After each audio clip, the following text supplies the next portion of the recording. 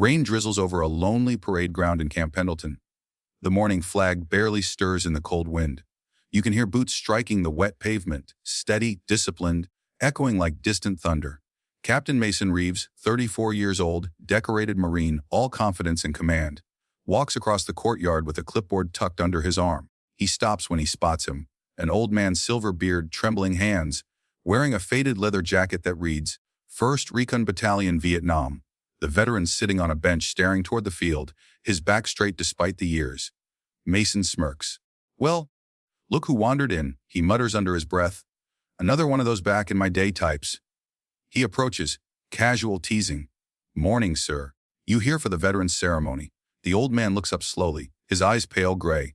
"Cold, but kind. Yeah," he says softly. "Haven't missed one in 40 years.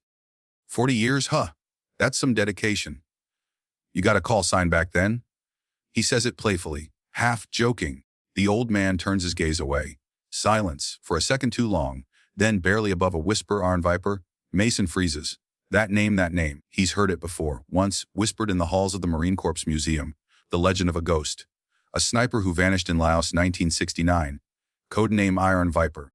He laughs nervously, trying to hide the sudden chill crawling up his spine. "Wait, that's not real, right?" The old man doesn't answer. He just looks at Mason, rain dripping off the brim of his cap, and says quietly, "Son, real men don't need legends. Just memory." And right there, something in Mason shifts. Later that day, during the memorial ceremony, the Marines line up. Brass glints under the gray sky. Bugle cries echo. The announcer reads off the fallen, one by one, names lost to history. And the old man stands at attention the entire time, hand trembling in salute. When it's over, Mason notices tears rolling down the veteran's cheeks. The man tries to hide it, but can't. That's when Mason finally asks quietly, "Sir, were you really Iron Viper?" The old man nods. "Once.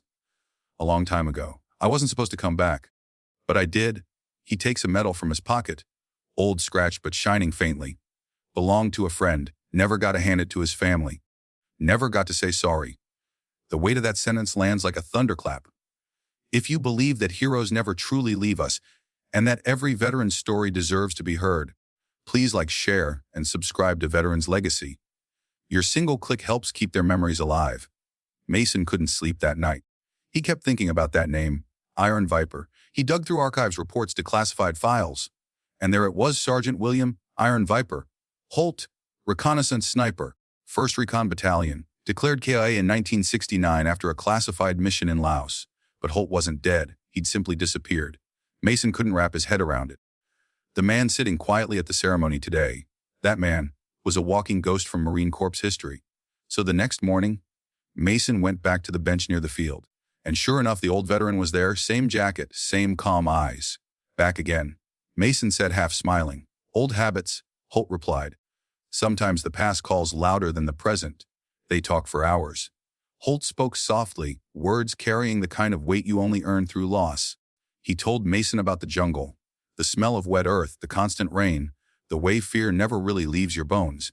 About the day he lost his best friend, Corporal Jim Rayner, ambushed trying to pull out a wounded local child. Holt blamed himself. Still did. "They gave me medals. But they never saw the faces. The ones who didn't come back." That night, Mason realized, this wasn't just a story. This was a man carrying 40 years of silence. Weeks passed. Mason and Holt became unlikely friends. They met every Sunday morning. Holt told stories no one else would believe. Stories of duty, brotherhood, and guilt. Mason listened like a son to a father he never had. But soon, whispers started spreading around the base. Some younger officers mocked Mason for wasting time with a washed-up vet. Even his superior, Major Carlisle, warned him, "Captain Reeves, you've got responsibilities. Don't get sentimental. That old man's delusional. There's no Iron Viper." Classified nonsense. But Mason didn't buy it. He'd seen the way Holt handled a rifle at the range one day. Precise, breathing steady, hitting the target dead center with trembling hands. That wasn't delusion. That was training burned into the soul.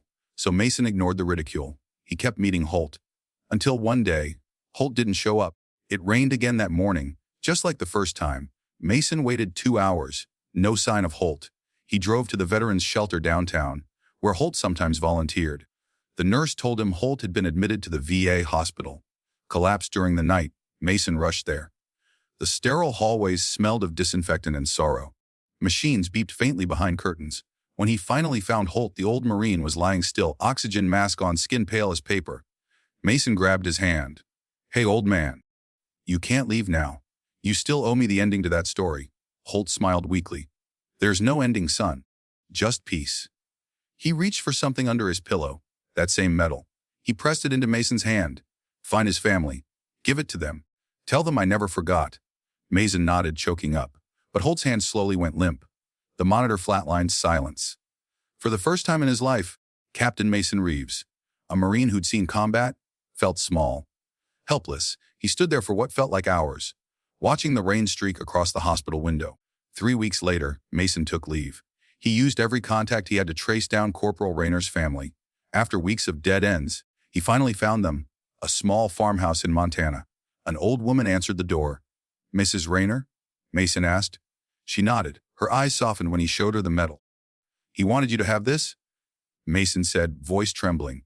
"He never stopped thinking about your son." The woman took it gently, tears spilling over her cheeks. She touched the medal to her lips and whispered, "Thank you." In that moment, Mason understood. Holt's redemption wasn't in war. It was in remembering. Before leaving, Mrs. Rayner handed Mason a small box. Inside was a photo. 2 young Marines grinning in the mud, arms around each other. Written on the back, "Iron Viper and Rainmaker, brothers till the end." When Mason returned to Camp Pendleton, he proposed something to the base commander, to rename the old training field after Sergeant William Holt, Iron Viper Field. At first, the brass resisted. He wasn't officially recognized, they said. No record of survival. But Mason didn't back down. He gathered every testimony, every photo, every scrap of evidence Holt had given him. Months later, on Veterans Day, they finally approved it. The ceremony was small. Just a few Marines, the flag, and Mason standing before a stone plaque engraved, "In honor of Sjeet William Holt, Iron Viper," whose silence spoke louder than history.